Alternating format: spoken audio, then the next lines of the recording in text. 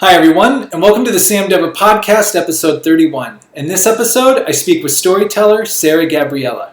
Sara and I connected several years ago, and we've remained connected on social media ever since, and she's always putting out good vibes, always posting really deep, philosophical, spiritual posts, so it was a real treat to have her on this podcast, and we had an amazing conversation. In the book of the episode, I'm going to go with the Bhagavad Gita. And this translation is actually by, I'm going to mispronounce the name, I apologize, Eknath Iswaran. It's really, really good. I mean, the Bhagavad Gita, even from just a non-religious point of view, just a spiritual, philosophical point of view, it's such a great story, lots of insights, lots of things that you can take and apply to your own life, and it will really make you think of things, and I recommend it. I recommend a lot of people check it out. That's the Bhagavad Gita. There's several translations. And again, this translation by Eknath Iswaran, it's a really good one. He does a really good job of writing chapters before each section to really explain it and give you an idea of what you're reading. So really excited for you to hear this conversation. Without further ado, here's my conversation with Sara. Sara Gabriella, welcome to the Sam Dever Podcast. Thank you. Thank you. Good to be seeing you again. It's been a while. It's been a long while. Yeah, no, I'm so glad. But that's the beauty of social media, right? Like, I feel like you put out some good vibes. You put out some good, like, you put out a lot of good posts just about growth, spirituality, self-improvement and stuff. So I'm happy I've been able to connect with you in that way, at least. No, for sure. Well, thank you for saying that. Yeah, I just kind of, put out like what resonates with me. And I think that's the way, like-minded people, tend to attract one another and stay in contact. And yeah, so hey, to me, like, that's the best use of social media. Yeah, and speaking of social media, it's funny because, like, I feel like all these people I've connected with social media in the past, like, it was like, yeah, social media all the way, baby. That now, like, 10 years later, however long, it's like, oh yeah, I don't think it's such a good thing anymore. Do you have a take on social media these days? Or an opinion? Rather? Yeah, I mean, absolutely. My take is it's like anything. It's neutral. It's how you use it that makes it either, beneficial or not. And so I'm very intentional with my social media use. And, I feel kind of like, your vibe attracts your tribe. And, so I put out there what resonates with me. And I don't worry about trying to, appeal to everybody or, anything like that. Because anybody that doesn't resonate with my message, I feel like then I'm not supposed to be, in the same vibration as them anyways. So, see ya and good luck. But I feel like if you do use it intentionally, you can come across with some amazing people, and it has definitely worked that way for me. And it's allowed me to keep in touch with people that geographically we may have no longer been in the same place, like me and you, right? So we met when we were both having to be living in Vegas. Neither one of us has lived in Vegas for a long time, but it's that resonance of the message and that vibe that has like kept us connected. And I think there's something valuable to that. I completely agree, and I really liked what you said, how it's neutral, and it really is up to you how you're good, because you choose what to post, you choose what you see, and what comes into your feed and stuff. So yeah, it's like fire. It can cook your food or it can burn you alive. I mean, I think like, living, intentionally just across the board, not like, just with social media, but like across the board is like one of the most important things you can do, Yeah, have intention behind who, you have in your news feed, who you have in your life, what you give your attention to, and on a daily basis, like just If you're not going to be intentional, at least be aware. Because it's easy to just give that all away, give away your attention, give away your time mindlessly. And man, that's the most valuable thing you got. Be intentional about it, baby. No, I'm glad. I mean, I haven't really thought, because I've been all about awareness lately, but it's intention's one thing I really haven't thought as much about. You're right. Like, how many things do we just go autopilot and just let take us along, and as opposed to us actually setting an intention out with it? Yeah. Speaking of social media, so my my bio is unconventional, intentional, and oh gosh, I don't even remember what the other one is. Intentional, unconventional, and multidimensional. Yeah. So yeah, it's definitely one of my core things. What set you on this path of self improvement, growth, more of a spiritual outlook, maybe on life, maybe not in a religious sense, but just a consciousness rather? Was there like a tipping point for you, or a certain point that got you or opened you up to this type of thinking? Have you always been this way? I think that the inner world is something that I've always been interested in, and had a curiosity to, and had a sense of value connected, to the inner world. But there are definitely things that have helped, grow that. And one is, a meditation practice has definitely helped grow that, and then, spiritual community, has definitely helped grow that. And, but I think, most of it has began with a curiosity, a curiosity about something bigger than myself.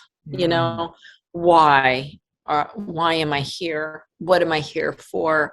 What is, the world, and what does it all mean? And, and so, I think, I have a big respect for curiosity because I think that, it is really, the catalyst for a lot of expansion in life, is when you're just curious. I don't know. And not to, come off as judgmental, but, when people aren't curious, about the questions of life, I almost feel sad, and again, maybe that's, just me projecting, my own priorities onto somebody else. But I've always had that curiosity.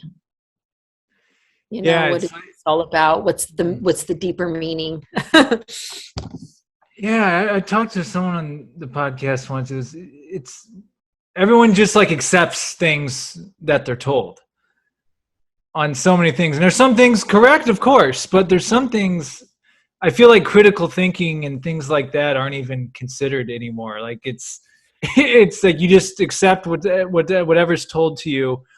And I'm like, man, do we even know what this is? Like, yeah, okay, you've set up this society with jobs and education and governments and all this, but is that it though? Is that how it's supposed to go? Like, it's funny because where I have seen, so I have definitely, always had this curiosity, right? That has, I have a very curious mind, and that, has definitely, always led me to, want to like dig deeper. And so whether that's dig deeper in, spirituality, whether that's dig deeper in human psychology, whatever it is, I was like, let me get, I want to kind of dig in there. But like above and beyond that, I think that, a big, transformation in my, spiritual, thinking has become, really my coming back to this, kind of like knowing that we have all the answers we seek are inside, within, and that, we may, we get to a certain point, especially at the beginning of our spiritual journey, and we're looking for these gurus and we're looking for these answers, and we're like, oh, who can lead us to there? And, who can, help us, get to the point where, we can discover truth, and, we can kind of, it's really external focused, right? And I feel that, and actually I feel that, the most gifted healers and teachers will always bring you back to yourself anyways, but yeah, I think, that's the kind of the point to where I've kind of, come to, is where it's like, you may not know everything, but you have to trust that what you do know is the best for you. And and I feel like, kind of like, as a collective, it's a shift too, that we're all feeling, that a lot of us are really seeing, okay, it's time to stop, with all the readings and the, and the reaching out to, the tarot cards and the this and the that, and all of the, not to say that those tools haven't had their place, and haven't been helpful, but it's really getting to a point where, I think, as a collective, we're really being called to be like, hey, tap in. Like, there's nobody else, that knows what's best for you than you. They may be, and you may have your, your favorite teacher, and they may have, a lot of like really great techniques. Awesome. But process that through your filter of what works for you and what doesn't, because not everything that works for them is also the best for you. You're your own unique person. Like, that's like the whole reason you're here, right? You're your own unique, you have your own unique perspective, you have your own unique gifts. Like, you're not here, like, none of us is more important than anyone else, but each of one of us is unique. And so if I'm here, it's because what I have to offer comes through Sara. So why do I want to try to be somebody else? That is negating the whole reason I'm incarnated here as Sara. I'm incarnated here as Sara because Sara's got something to say that nobody else can say. And it's not better or worse. So, Sam's here to say what Sam can say and nobody else can say. And he should be saying it. He shouldn't be a mouthpiece repeating what somebody else is saying, because that negates the whole reason he's here. You know what I mean? Yeah. Wow, that was amazing. That's the promo clip right there. I love that. Yeah. And going back to the meditation, I can't tell you how many times, and even as of late, recently in my life, I go to that now, like, because your head, it's like, look, it's good to like think about things and be analytical in certain situations, but at the end of the day, what's the gut say? What's the heart say? And really, to get to that, you got to go to that place of just clearing it all out. What rises to the surface. Yeah, I think that's the trick of anxiety, right? That's anxiety. Right. That's anxiety's, hold on us, is that it keeps us in our brain and it keeps us from dropping into our heart. Yeah. Yeah. And I was going to bring up something, and I don't want to say it out of context or butcher what you said, but I was talking to you one time on the phone a long time ago. And I think it had to do in terms of artistic projects and artistic seeking. And you gave me the term like chasing the Holy Grail. And I'm telling you, I've never forgotten that. And to put a little more context to what that actually means, it's like, I still feel like I'm Indiana Jones chasing some things that I just can't let go, so I don't know. I brought that up out of nowhere, but I wanted to get that in because I always appreciated you saying that, because I feel like as an artist or as a creative person, And look, that's the thing about this dimension, right? You have to quote unquote survive in it some way, somehow. But like to still hang on to some of those things on maybe why you were put here and chasing that thing. Like, man, if there's one thing that I could do and not care about how much work it takes or how much time I spend on it, it's that Holy Grail thing. So thank you for that. I just wanted to. Oh my God, that's awesome. Yeah,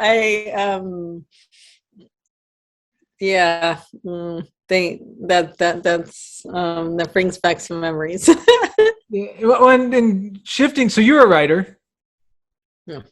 right? And could you tell us a little bit about your writing?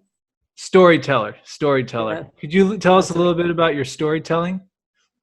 Yeah, sure. I've been doing it for a long time, and it's looked, different depending on whether I've done it from the media, whether I've done it from, entertainment, like TV and video games, whether I've done it for global brands like Walmart and Wells Fargo. I've done it for a very long time, but I'm not ready to retire. And right now, what I'm really excited about, what my new frontier is, in storytelling. I told you I have a curious mind. I'm always like, I'm always into something, but is VR in the metaverse. Whoa. Yeah. And so I am, now, helping build, the metaverse, which is really exciting, as a storyteller, because I kind of feel it's the next frontier of storytelling. And, it's got a lot of very powerful capabilities because the way your brain processes experiences when you are in virtual reality, excuse me, is not the same as they process, when you're reading a page in a book or, watching, a movie on a screen passively. When you're in VR, your brain actually processes that via autobiographical memory. So that means like you're actually there in the experience yourself. So, just the, capability and the power that has, for storytelling, for creating empathy, for, really being able to put yourself in somebody else's shoes, for really getting, being able to get people, out of their head, as we were saying, and into their heart, all of these things, is really exciting. So it's just me here, trying to that's kind of the next for me, right now, the evolution of how I can use my storytelling gifts, and bringing that back around to spirituality. Storytelling has really been something that, from a very young age that I have, that was very obvious to me as a gift.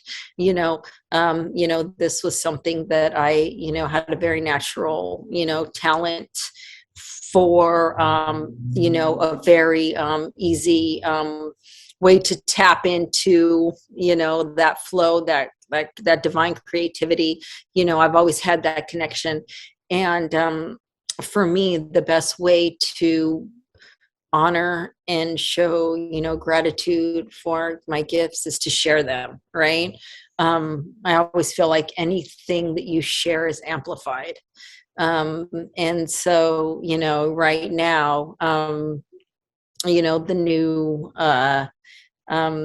world, or the new evolution of, storytelling for me, is really in the metaverse, and I'm really excited. That's what I'm getting to do now. Well, that's really cool. And I have to bring this up as far as the VR goes, because I'll be honest, like I've had some talks with some people, like the whole metaverse thing. It's kind of intimidating in a little bit. Meaning like, well, you said something that I didn't think of with that. So I'll start with something positive about that. It's like, yeah, it could help create empathy by literally I never thought of that. I never thought that you could maybe go through some exercises or programs through that would maybe give you a better idea, at least, of what it's like to go through something. So that's interesting. Very interesting you said that. I think that goes back to exactly what, we were just discussing about social media, about how the technology itself is neutral. It's how you use it. Well, and back to, and also what you said with intention, right? Because I think some of us, when we hear metaverse and what's happening, in our minds, we're going to be like in a room, like for 24 hours with the VR headset on, strapped to a chair. But again, that's taking it too far, right? Where if like, hey, I'm going to go in this for an hour, 30 minutes, whatever it is, for an intentional experience, that now I look at it completely differently when you put it like that. Yeah, and it's once we geography is kind of broken down, and through things like virtual reality, that the way people are going to connect and build community is going to really be around shared interest, right? Because right now for a lot of people, things are geography. You end up being at after work on a Friday for a happy hour at the corner bar of your neighborhood or of your street. So it's based on geography, right? And then as geography is broken down, and we end up being able to connect to people that much further beyond our street or our neighborhood and stuff, it's not going to be physical proximity. It's going to be shared interests. And so that's pretty powerful. If your shared interests are things like spirituality, or things like creating a better environment, or things like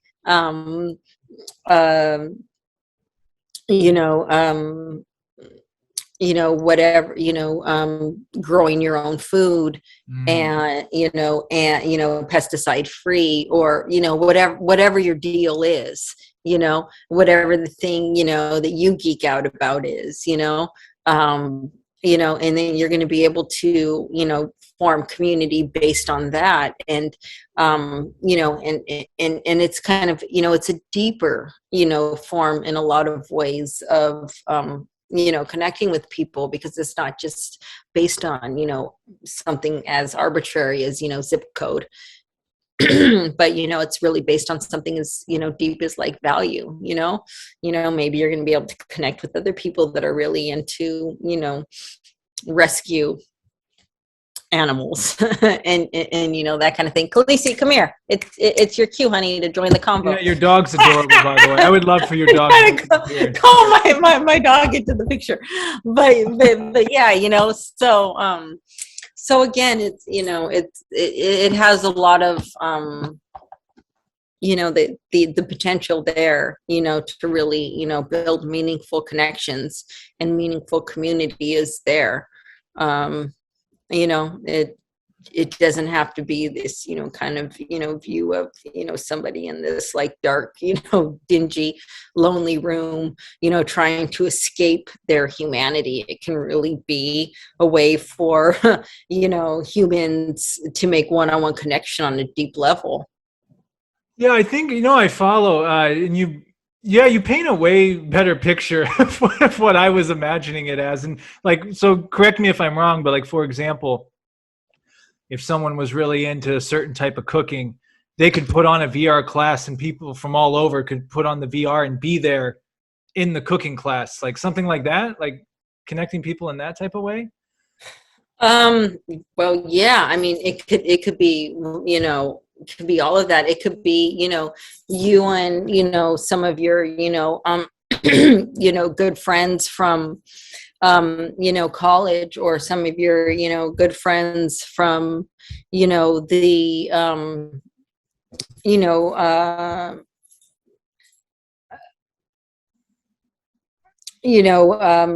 I don't, you're, seeing mammal, wildlife, rescue, group or whatever, getting together, and whether it's in VR on the big screen app, coming together and watching a movie all together, and you're seeing it, there, as you're all popping popcorn in your own living room, but you're all there, together. And maybe you guys, don't have the capacity to do that, because you guys maybe are all spread out now, or there's lives, and people get families, and so on and so forth. But you're able to actually be there together and experience that together. Or it's different. I mean, I've had things of fathers or mothers that share custody, and maybe they don't get to see their child or their children as much as they may want to, but they make a date in VR to go see a movie, or to play a certain game, or to show up at a bowling alley, and bowl a few rounds. And for them, that's like meaningful quality time spent together that they wouldn't ordinarily get. It's all about intention. Sure, you can go on to VR. I mean, here's another case. Somebody that, and this is actually, or I'm pulling this also from a real, person, didn't feel comfortable, being, 40, 50 pounds of overweight, didn't feel comfortable going to a gym, started doing one of the, exercise apps on VR, and there's some really cool ones. Okay. And, for the first time, and then, she met some other people there, and that, so they would meet like a couple times a week to go, and, they do the boxing or the tennis or the, so on and so forth. And she's like, I never felt comfortable in a gym. She's like, because I would always feel self-conscious, everybody this and that. I felt like I didn't belong there, that people were judging me, because they all looked, fit and I didn't, and so on and so forth. I never had a buddy to go to the gym with, she's like, I didn't, know people that were into this. And, so I always went there, kind of as the lone weirdo, like, da, da, da, da. She made friends there doing this, and they would meet every time, and, and has lost 30 pounds. And is like so happy, and is like living her freaking best life, and is like, and she was like, this is all because of VR. And she didn't even want to get into it. Her, boyfriend at the time was like, hey, why don't you just like try this and see if you like it? And I'm like, okay, maybe you won't, and you don't, and it's over, but like maybe, you find it cool. So, it was nothing she would have even done without prompting. And was like, it's amazing, So, yeah, I mean, I think it's all about intention. Well, this is a treat, because I had no idea we'd be talking about VR, but I'm really glad we are, because neither did I. well, it's interesting because it reminds me to be open-minded, because now starting to sound like an old man or something, like, oh, kids in this technology. It's like, but if you get off my lawn. Yeah. If you think about it, though, it's just the progression of from the phone to like FaceTiming to Zoom, like we're on now. So I guess it's the next step. And you've really shifted my mind on it. Is you're making it connecting with people, as opposed to I'm just going to strap a VR headset on and just like I'm playing video games for 10 hours. It's a completely different. I look at it completely different when you put it like how you've put it. And it may not be for everybody, and everyone may not like it, but there may be some people, like the person you just described who lost weight, where it's brilliant for. So thank you for sharing that about that. Yeah, it really makes me view it, just at least have an open mind toward it, at least, Mm-hmm. So yeah, those are some of the things that, excite me about it.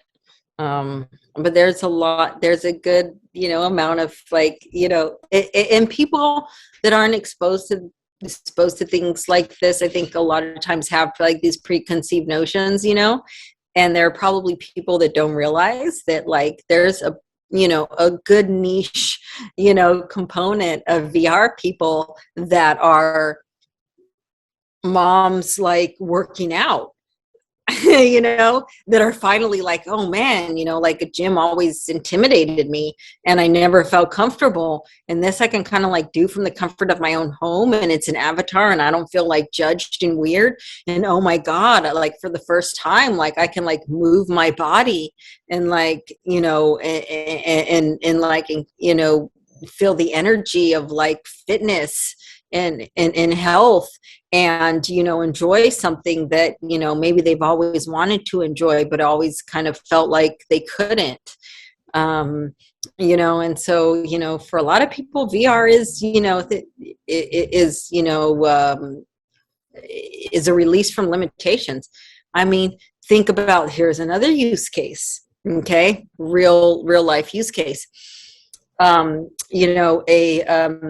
A student who was in a wheelchair, and that wheelchair had always dictated, the amount, the ways in which and the extent to which, this person could interact with other students, right? Their peers, right? Other students.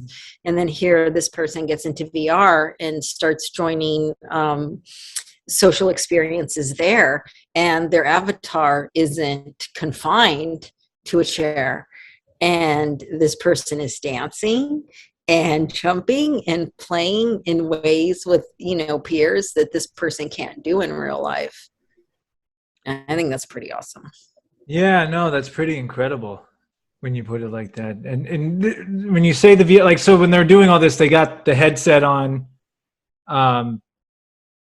and then pretty much, do you see your avatar? Like when you're in it, so you actually see your actual avatar.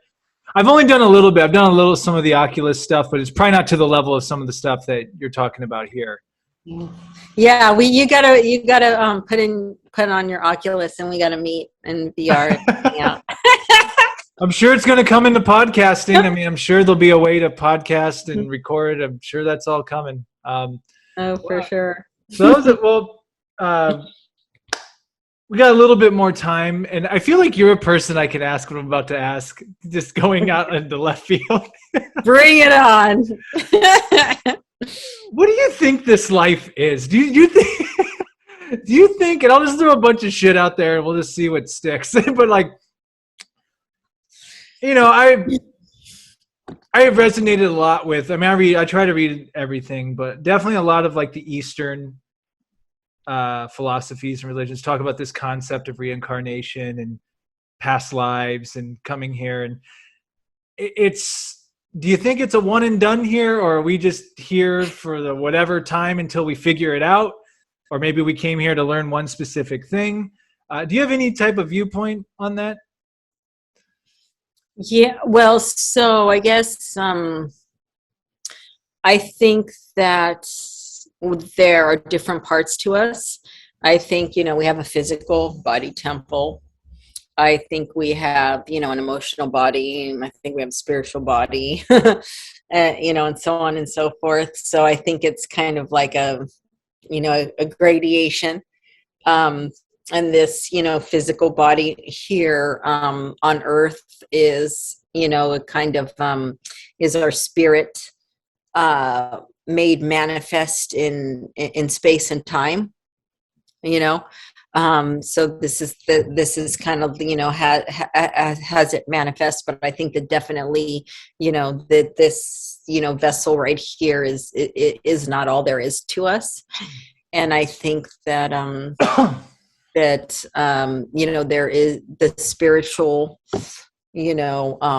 part of us is eternal.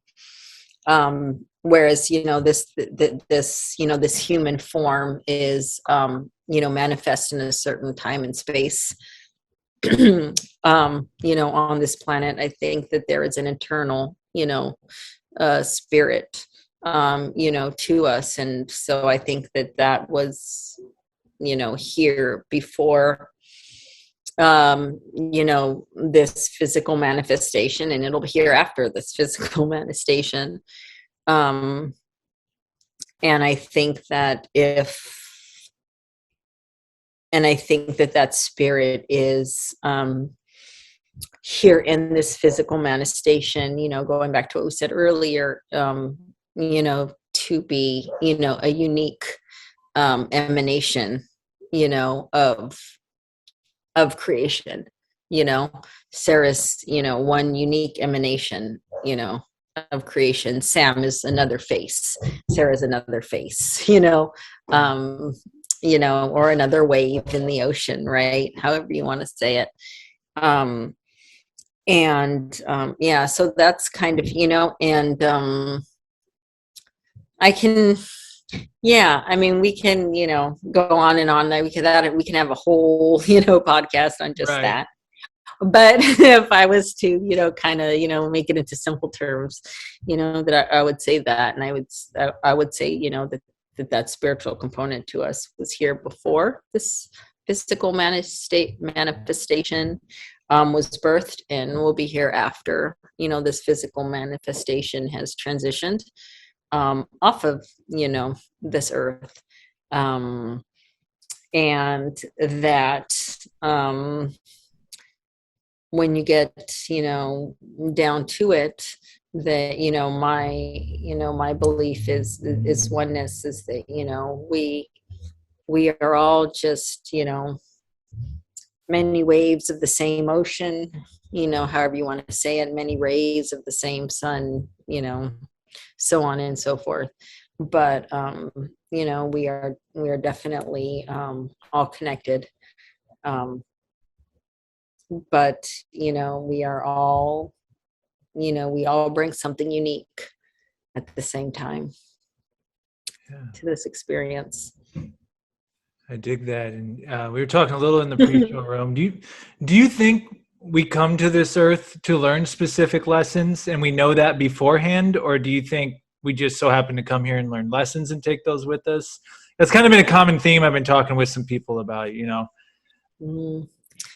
Yeah. So, Go ahead. I think, I do kind of think that I see it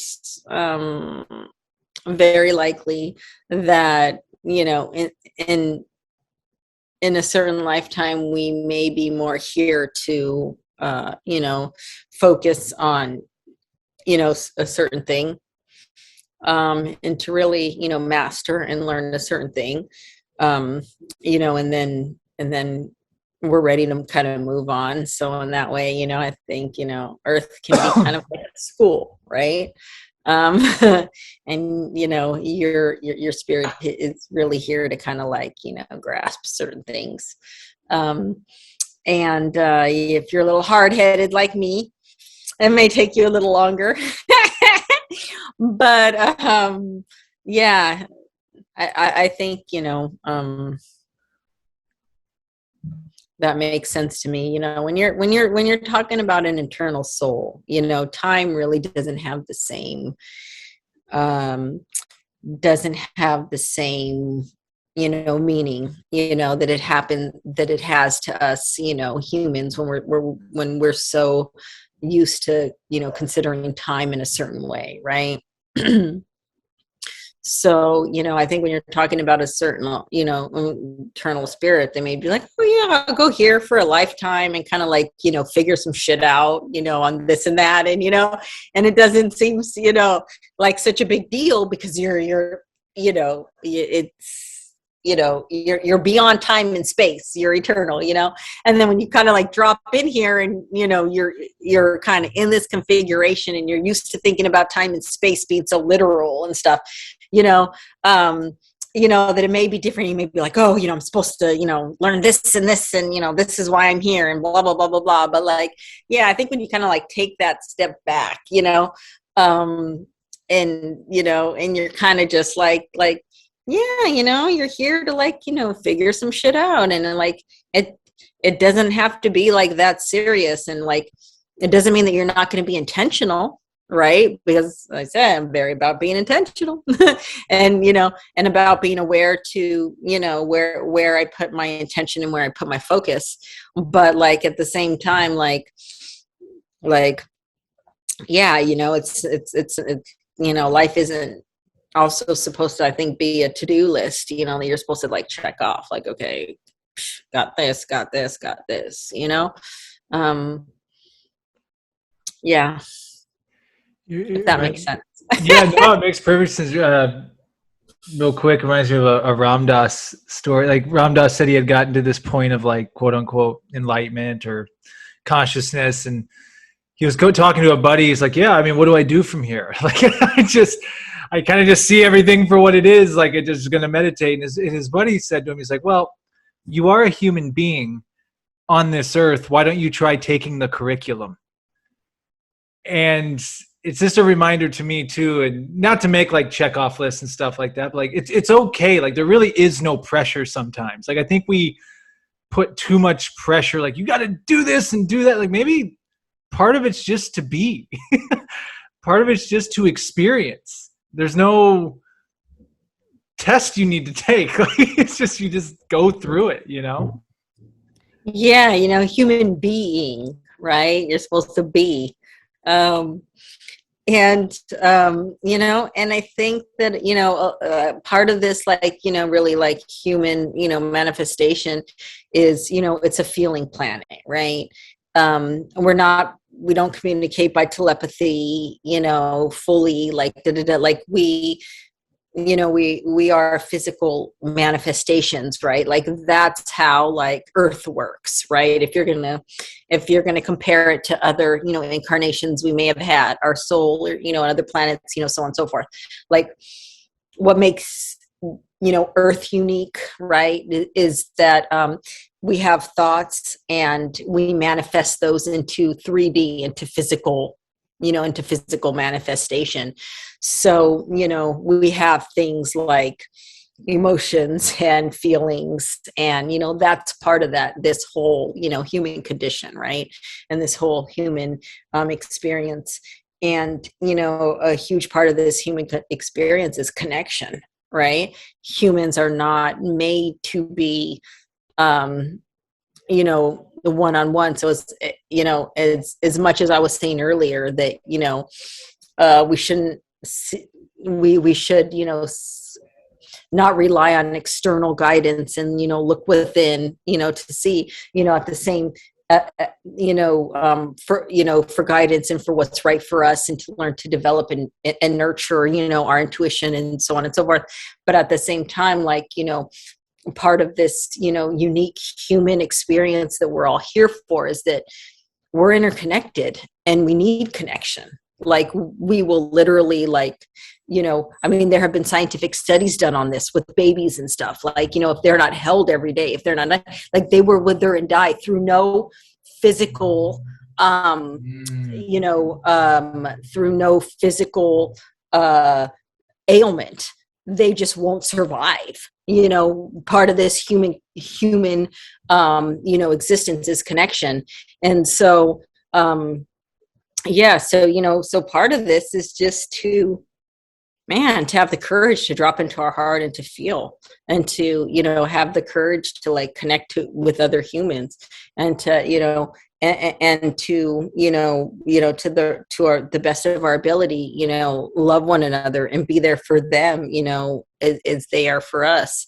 And, you know, maybe that's the biggest lesson we get on this planet. It's freaking connection, you know? And hey, you know, being this, so. Mic drop. Yeah. No, I really agree. And I'll before we close out here, I think he'll probably come on the podcast soon. He told me a long time ago, buddy. We were talking about like incarnations and getting to enlightenment and all this. And he goes, man, he's like, becoming a beam of light doesn't really appeal to me. He's like, I kind of like being a human, but maybe when you're a beam of light, it's way better. I don't know, but our consciousness, I don't know. It's like, I feel like there's this concept too of people, like, say when you're first born, you can remember everything. Like, you know where you came from. And it kind of makes sense when I started to think about it. You know where you came from, you know why you came here, but you're a baby, so you can't talk. And what happens is you start getting conditioned by the world. And by the time you can talk, it's all, you're not conscious of it anymore. And now you're into this new existence. And then maybe when you leave this place, maybe that all comes back. Like you're like, oh crap, oh yeah. It's like waking up from a dream almost. Yeah, no, I've heard that a lot, that, part of, the human condition is we're all amnesiacs, right? And we have this kind of amnesia as to, our source and where we came from. Mm-hmm. And, and part of our journey is to remember, that it's not even to, talk about spirituality, and what we're saying about being, right? That there's nothing we need to learn. There's no goal we're trying to reach, that all we're trying to do is release everything that has gotten in the way of what we were to begin with, which was, as we were born, we had everything, and everything, and really enlightenment is a process of unlearning, not learning anything, right? Just shedding all of these filters that are clouding, our vision. Kind of like we're the windshield, on a winter's day of a car, and we're just, and really all enlightenment is wiping away, all of the, frost, so that we can actually see clearly again. Yeah. It's a blizzard out there. The world is a blizzard. Wow. Well, Sara, this has been a phenomenal I'm sure we could talk for 10 hours on these topics. Thank you so much for coming on. And before I give you the last word, if people wanted to connect with you, what's the best way for them to connect with you? Oh, yeah. I would. So my current, adventure is Pixel House, Pixlhaus, and you can find that on Twitter, and you can find that on IG. You can find that on the gram, or you can find it on pixelhouse.com. So, you can go ahead and hit me there. I think will probably be the best, or Abundant Stories on Instagram. Yeah. Great. And I always give the guest the last word. It can be as deep or as shallow as you want. You've already left us with so many deep things to think about. It can be a movie, a philosophy, something that's been on your mind, a concept, a question, absolutely anything to leave us with. Okay. I guess I'll just leave us with this. Take care of one another. Brilliantly said. Well, Sara, thank you so much for this. It's been a treat to catch up and to talk with you, and to bring social media to at least this dimension, the Zoom dimension. Yes. Maybe I'll see you in VR soon. I don't know. Yeah. But I really appreciate everything you talked about. And just stick around for a quick second after I stop the recording. But okay. Sara, thank you so much for doing this. Oh, my pleasure. And, we connected a long time ago, and, we're still, resonating, and I know that it is going to continue. And, so we're always going to be good friends. Yeah. I'll say one last thing. It's like, I feel like a lot of us, like we've connected, or we sat on the same train car at one point in time, but maybe we moved different train cars, but we're still all going, and then, Oh yeah, for sure. I've been in this aisle with you before. Like, what's up? Like, how's your journey been? Oh, I've been on this journey. Like, I don't know what you've been up to or this or that, but when I see Sam come through, whether it's on a feed or a message or everything, I'm like, oh, it just, it always just feels like home. It's that feeling, always. Keep posting those spiritual beings, because they're gold. It's what I do. What you do. All right, Sara, take care, and talk to you again soon. Yep.